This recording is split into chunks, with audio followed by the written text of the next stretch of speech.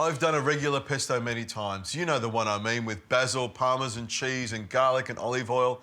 Why not something different? Why not an Asian pesto? That's what I'm making for you today.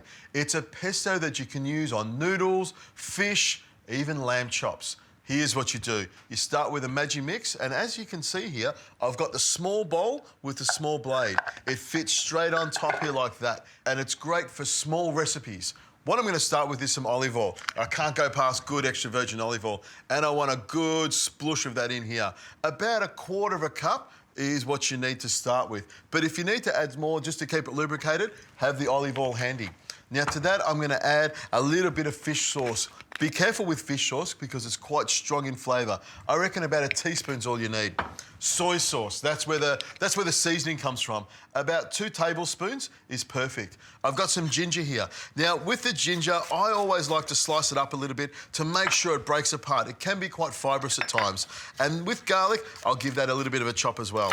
Look at that, beautiful fresh garlic and ginger. In it goes. Now, to give it some body, normally with a pesto I would use pine nuts, but in this case, I'm using macadamia nuts. And I reckon that's about half a handful, maybe 1/4 cup. In they go. And green chilies. I do love a little bit of spice in my life. There we go. What I'm going to do is just slice them into little pieces like this, and I'm going to leave the seeds in. I want a bit of extra spice today. I've got some spring onions, and what I'm going to do is just cut them into smaller pieces like this so they fit into the bowl. And of course, coriander. Not everyone likes coriander, but I love it. And I'm going to add the tops here. That's about half a bunch. Into the Magimix it goes. Now, all you need to do is pop the lid on like this, make sure it's locked in, and then press the start button.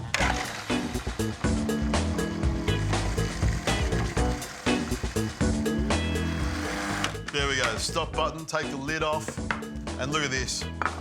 Smells fantastic and looks like a pesto. That's the important thing.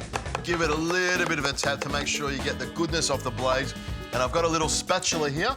Wipe it around the side there into my dish. It looks great, and believe me, it smells delicious. Tastes fantastic as well. All I need to do is grill up a few prawns, smear this on top, and I'll have a fantastic feast.